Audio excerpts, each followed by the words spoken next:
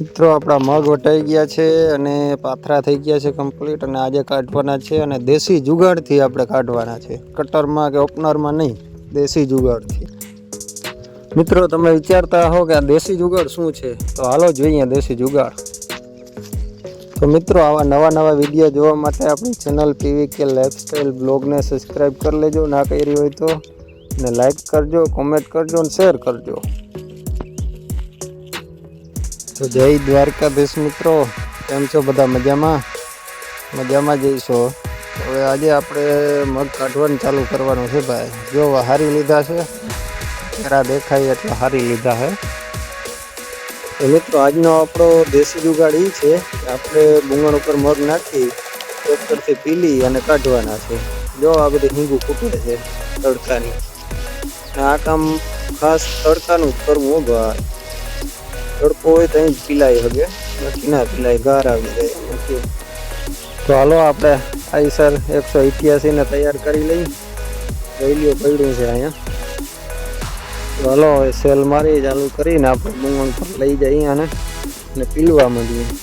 તડકો ભારી છે અત્યારે. કયો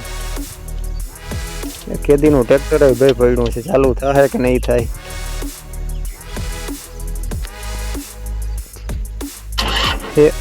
બેટરી વીક થઈ ગઈ લાગે, પૈસા ગયું હો ભાઈ. વાંધો ના આવ્યો. રહી લ્યો, ધબધબાટી બોલાવે હતી ને, લીવરને અડવા નથી દે ને. તો મિત્રો જો આપણો બેટ તૈયાર છે મગનો પીલવા માટેનો. તો ટ્રેક્ટરમાં આપવાનું છે આપણે. આડાવરું ગમે માલે ભાઈ,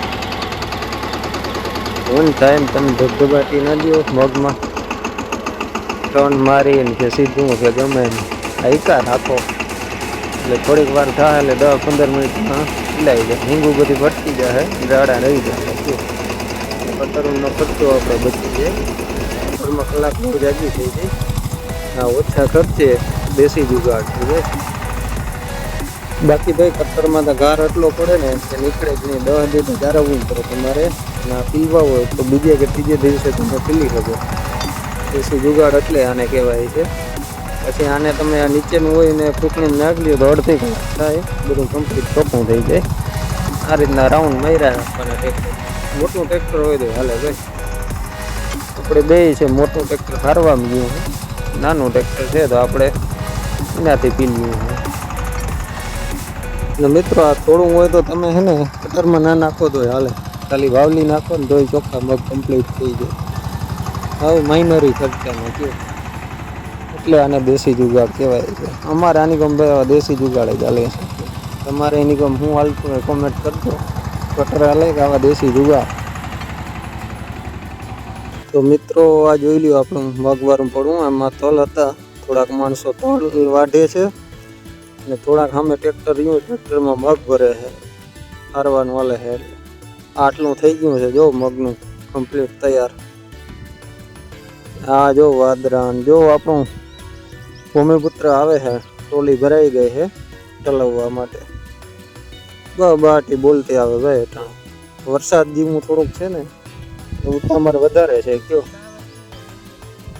આંબલાલ કાકાએ ચેતવા હતા કે ભાઈ સાચવી લેજો, એટલે સાચવવામાં છે અટાણે આપણે બધું ટ્રેક્ટરથી, મોટાથી નાનાથી. આટલો માલ તૈયાર થઈ ગયો છે ને આ પાછો પીલવાનો છે. આપણે સાઈડમાં નાખતા જઈએ. ફરી ટ્રેક્ટરથી આગળ ચાલુ કરી 188 થી પીલી નાખશું. તો મિત્રો હવે આપણે થાકી રહ્યા તો ડ્રાઈવર બદલી ગયા હે. તો આપણા બીજા ડ્રાઈવર આવી ગયા 188. આપણે થોડીક વાર પોરો ખાઈ લઈએ. કયું તાવણથી બી આખે. તો મિત્રો જોજો અહીંયા ઢગલો કેટલાક મણ મગ થાય અંદાજ તો મારો, અને કોમેન્ટમાં લખજો કેટલાક મણ થાય.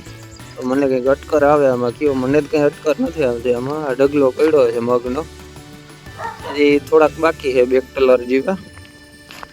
કોમેન્ટ કરીને જણાવજો કે કેટલા મણ થાય.